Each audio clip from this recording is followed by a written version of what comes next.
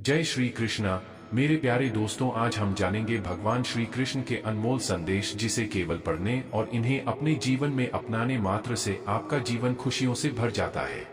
तो आइए जानते हैं क्या है कान्हा जी के अनमोल विचार। मेरे प्यारे मित्रों, आप सबके ऊपर कान्हा जी की कृपा बरसती रहे, आप और आपका परिवार सदैव खुश रहे। तो बस आप कमेंट में राधे राधे लिखकर कान्हा जी के चरणों में अपनी हाजिरी जरूर लगाएं। प्रस्तुत है भगवत गीता के अनमोल वचन जो भगवान श्री कृष्ण ने अर्जुन को रण क्षेत्र में दिया था। महाभारत के युद्ध के समय कृष्ण ने अर्जुन को भगवत गीता का उपदेश दिया, जिससे कि अर्जुन रण क्षेत्र में अपना योगदान दे सके। कहा जाता है कि भगवत गीता एक ऐसा ग्रंथ है जो कृष्ण के मुख से निकला है। यह महाग्रंथ कुरुक्षेत्र में भगवान श्री कृष्ण द्वारा अर्जुन को दिए गए महान उपदेशों का संग्रह है। इसमें कर्म योग, ज्ञान योग, भक्ति योग और अन्य योग का एक अद्भुत विवरण है। यदि इसको सरलता से कहा जाए तो जीवन जीने की कला को बताता है। मनुष्य अपने विश्वास से निर्मित होता है। जैसा वह विश्वास करता है वैसा वह बन जाता है। मैं सभी प्राणियों को समान रूप से देखता हूँ, ना कोई मुझे कम प्रिय है ना अधिक है, लेकिन जो मेरी प्रेम पूर्वक आराधना करते हैं वो मेरे भीतर रहते हैं और मैं उनके जीवन में आता हूँ। तुम उसके लिए शोक करते हो जो शोक करने के योग्य नहीं है, फिर भी ज्ञान की बात करते हो। बुद्धिमान व्यक्ति ना जीवित और ना ही मृत व्यक्ति के लिए शोक करते हैं। यद्यदाचरति श्रेष्ठस्तत्तदेवेत्रो जना स यत् प्रमाणम कुरुते लोकस्तदनुवर्तते। इसका अर्थ है कि श्रेष्ठ पुरुष जो आचरण करता है, अन्य पुरुष भी वैसा वैसा ही आचरण करते हैं। वह जो कुछ प्रमाण कर देता है, समस्त मनुष्य समुदाय उसी के अनुसार बरतने लग जाता है। जो मन को नियंत्रित नहीं करते उनके लिए वह शत्रु के समान कार्य करता है। जो हुआ वह अच्छे के लिए हुआ है, जो हो रहा है वह भी अच्छे के लिए ही हो रहा है, और जो होगा वह भी अच्छे के लिए ही होगा। मेरे लिए ना कोई घृणित है ना प्रिय, किंतु जो व्यक्ति भक्ति के साथ मेरी पूजा करते हैं वह मेरे साथ हैं और मैं भी उनके साथ। वह जो वास्तविकता में मेरे उत्कृष्ट जन्म और गतिविधियों को समझता है, वह शरीर त्यागने के बाद पुनः जन्म नहीं लेता और मेरे धाम को प्राप्त होता है। प्रजाति यदा कामान सर्वान पार्थ मनोक्तान आत्मैवात्मना तुष्ट स्थित प्रज्ञस्त दोचते। हे अर्जुन, जिस काल में यह पुरुष मन में स्थित संपूर्ण कामनाओं को भली भांति त्याग देता है और आत्मा से आत्मा में ही संतुष्ट रहता है, उस काल में वह स्थित प्रज्ञ कहा जाता है। जीवन ना तो भविष्य में है और ना ही अतीत में है, जीवन तो केवल इस पल में है, अर्थात इस पल का अनुभव ही जीवन है। फल की अभिलाषा छोड़कर कर्म करने वाला पुरुष ही अपने जीवन को सफल बनाता है। किं कर्मेति कव्योप्यत्र मोहिता तत्ते कर्म प्रवक्ष्यामि यज्ञात्वा मोक्ष से शुभात अर्थात। कर्म क्या है और अकर्म क्या है, इस प्रकार इसका निर्णय करने में बुद्धिमान पुरुष भी मोहित हो जाते हैं। इसलिए वह कर्म तत्व मैं तुझे भली भांति समझाकर कहूंगा, जिसे जानकर तू अशुभ से अर्थात कर्म बंधन से मुक्त हो जाएगा। यस्य सर्वे समारंभा काम संकल्प वर्जिता ज्ञानाग्निग्ध कर्माणं तमाहोह पंडितम बुधा। इसका मतलब है कि जिसके संपूर्ण शास्त्र सम्मत कर्म बिना कामना और संकल्प के होते हैं तथा जिसके समस्त कर्म ज्ञान रूप अग्नि द्वारा भस्म हो गए हैं, उस महापुरुष को ज्ञानी जन भी पंडित कहते हैं। क्रोध से भ्रम पैदा होता है, भ्रम से बुद्धि व्यग्र होती है। जब बुद्धि व्यग्र होती है तब तर्क नष्ट हो जाता है। जब तर्क नष्ट होता है तब व्यक्ति का पतन हो जाता है। केवल मन ही किसी का मित्र और शत्रु होता है। जन्म कर्म च मे दिव्यमेवं यो वेत्ति तत्वतः त्यक्त्वा देह पुनर्जन्म नैति मामेति सोर्जुन। हे अर्जुन, मेरे जन्म और कर्म दिव्य अर्थात निर्मल और अलौकिक हैं। इस प्रकार जो मनुष्य तत्व से सर्वशक्तिमान सच्चिदानंदन परमात्मा अज अविनाशी और सर्वभूतों के परम गति तथा परम आश्रय हैं, वे केवल धर्म को स्थापन करने और संसार का उद्धार करने के लिए ही अपनी योगमाया से सगुण रूप होकर प्रकट होते हैं। इसलिए परमेश्वर के समान सहित प्रेमी और पतित पावन दूसरा कोई नहीं है। ऐसा समझकर जो पुरुष परमेश्वर का अनन्य प्रेम से निरंतर चिंतन करता हुआ आसक्ति रहित संसार में बढ़ता है, वही उनको तत्व से जानता है, जान लेता है। वह शरीर को त्याग कर फिर जन्म को प्राप्त नहीं होता, किंतु मुझे ही प्राप्त होता है। इंसान अपने विश्वास से निर्मित होता है।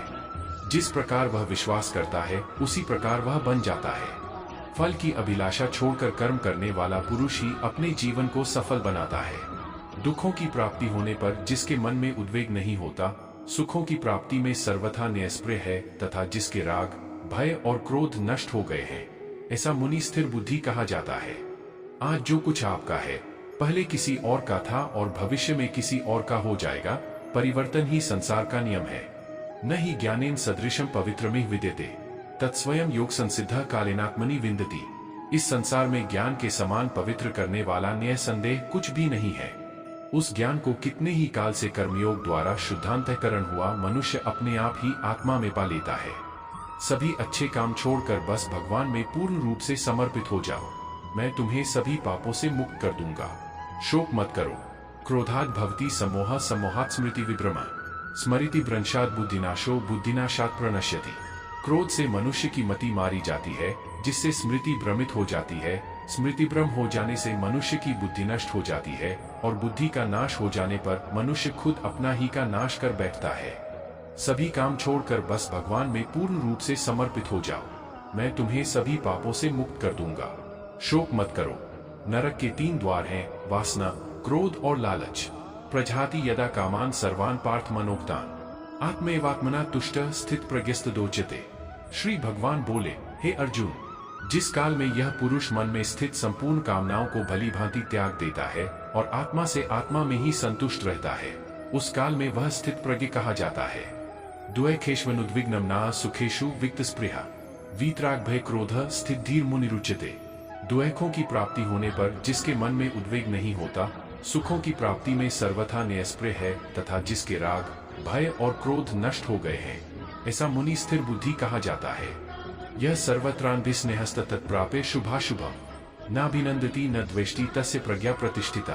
अर्थात जो पुरुष सर्वत्र स्नेहरहित हुआ उसे शुभ या अशुभ वस्तु को प्राप्त होकर न प्रसन्न होता है और न द्वेष करता है, उसकी बुद्धि स्थिर है। यदा संहर्ते चायं कूर्मोऽग्निः सर्वशः इंद्रियान् इंद्रियार्थेभ्यस्तस्य प्रज्ञा प्रतिष्ठिता। जो हुआ वह अच्छे के लिए हुआ है, जो हो रहा है वह भी अच्छे के लिए ही हो रहा है, और जो होगा वह भी अच्छे के। भावार्थ और कछुआ सब ओर से अपने अंगों को जैसे समेट लेता है, वैसे ही जब यह पुरुष इंद्रियों के विषयों से इंद्रियों को सब प्रकार से हटा लेता है, तब उसकी बुद्धि स्थिर है, ऐसा समझना चाहिए। आत्मा को शास्त्र नहीं काट सकते, अग्नि नहीं जला सकती, जल नहीं गाला सकता, वायु नहीं सूखा सकती। आत्मा को शास्त्र नहीं काट सकते, अग्नि नहीं जाल सकती, जल नहीं गला सकता, वान नहीं पूजा सकती। मेरा तेरा, छोटा बड़ा, अपना पराया, मन से मिटा दो फिर सब तुम्हारा है, तुम सबके हो। जन्म लन वाल काले मृत्यु उतना हा निश्चित है, जितना कि मृत होने वाले के लिए जन्म लेना। इसलिए जो अपरिहार्य है उस पर शोक मत करो। यदा यदा ही धर्म से ग्लानिर्भवति भारत अभ्युत्थान धर्म से तदात्मानं सृजाम्यहम्। हे भारत, जब जब धर्म की हानि और अधर्म की वृद्धि होती है, तब तब ही मैं अपने रूप को रचता हूँ, अर्थात साकार रूप से लोगों के सम्मुख प्रकट होता हूँ। उससे मत डरो जो वास्तविक नहीं है, ना कभी था ना कभी होगा। जो वास्तविक है वो हमेशा था और उसे कभी नष्ट नहीं किया जा सकता। जो बिना इच्छा के अपने आप प्राप्त हुए पदार्थ में सदा संतुष्ट रहता है, जिसमें ईर्ष्या का सर्वथा अभाव हो गया हो, जो हर्ष शोक आदि द्वंद्वों से सर्वथा अतीत हो गया है, ऐसा सिद्धि और असिद्धि में सम रहने वाला कर्मयोगी कर्म करता हुआ भी उनसे नहीं बंधता है। मन की गतिविधियों, होश, श्वास और भावनाओं के माध्यम से भगवान की शक्ति सदा तुम्हारे साथ है और लगातार तुम्हें बस एक साधन की तरह प्रयोग करके सभी कार्य कर रही है। ज्ञानी व्यक्ति को कर्म के प्रतिफल की अपेक्षा वाले अज्ञानी व्यक्ति के दिमाग को अस्थिर नहीं करना चाहिए। न यह शरीर तुम्हारा है, न तुम शरीर के हो। यह अग्नि, जल, वायु, पृथ्वी, आकाश से मिलकर बना है और इसी में मिल जाएगा, परंतु आत्मा स्थिर है। फिर तुम क्या हो? सभी अच्छे काम छोड़कर बस भगवान में पूर्ण रूप से समर्पित हो जाओ। मैं तुम्हें सभी पापों से मुक्त कर दूंगा। शोक मत करो। जो व्यक्ति आध्यात्मिक जागरूकता के शिखर तक पहुंच चुके हैं, उनका मार्ग है निस्वार्थ कर्म। जो भगवान के साथ संयोजित हो चुके हैं, उनका मार्ग है स्थिरता और शांति। कर्म योग वास्तव में एक परम रहस्य है। यद्यपि मैं इस तंत्र का रचिता हूँ, लेकिन सभी को यह ज्ञात होना चाहिए कि मैं कुछ नहीं करता और मैं अनंत हूँ। हे अर्जुन, मैं धरती की मधुर सुगंध हूँ, मैं अग्नि की ऊष्मा हूँ, सभी जीवित प्राणियों का जीवन और सन्यासियों का आत्मसंयम भी मैं ही हूँ। जब वे अपने कार्य में आनंद खोज लेते हैं, तब वे पूर्णता प्राप्त करते हैं। जो इस लोक में अपने काम की सफलता की कामना रखते हैं, वे देवताओं का पूजन करें। किसी और का काम पूर्णता से करने से कहीं अच्छा है कि अपना काम करें, भले ही उसे अपूर्णता से करना पड़े। वह जो सभी इच्छाएं त्याग देता है और मैं और मेरा की लालसा और भावना से मुक्त हो जाता है, उसे शांति प्राप्त होती है। जो कार्य में निष्क्रियता और निष्क्रियता में कार्य देखता है, वह एक बुद्धिमान व्यक्ति है। मेरे लिए ना कोई घृणित है ना प्रिय, किंतु जो व्यक्ति भक्ति के साथ मेरी पूजा करते हैं, वो मेरे साथ हैं और मैं भी उनके साथ हूँ। मैं ऊष्मा देता हूँ, मैं वर्षा करता हूँ और रोकता भी हूँ, मैं अमरत्व भी हूँ और मृत्यु भी। आपके सार्वलौकिक रूप का मुझे न प्रारंभ न मध्य न अंत दिखाई दे रहा है। जो कार्य में निष्क्रियता और निष्क्रियता में कार्य देखता है, वह एक बुद्धिमान व्यक्ति है। केवल मन ही किसी का मित्र और शत्रु होता है। हम दोनों ने कई जन्म लिए हैं, मुझे याद है, लेकिन तुम्हें नहीं। हे अर्जुन, जो मन को नियंत्रित नहीं करते उनके लिए वह शत्रु के समान कार्य करता है। अच्छे कर्म करने के बावजूद भी लोग केवल आपकी बुराइयां ही याद रखेंगे। इसलिए लोग क्या कहते हैं इस पर ध्यान मत दो, अपने कार्य करते रहो। भगवान प्रत्येक वस्तु में है और सबके ऊपर भी। बुद्धिमान व्यक्ति कामुक सुख में आनंद नहीं लेता। बुरे कर्म करने वाले, सबसे नीच व्यक्ति जो राक्षसी प्रवृत्तियों से जुड़े हुए हैं और जिनकी बुद्धि माया ने हर ली है, वो मेरी पूजा या मुझे पाने का प्रयास नहीं करते। और अंत में जय श्री कृष्णा, राधे।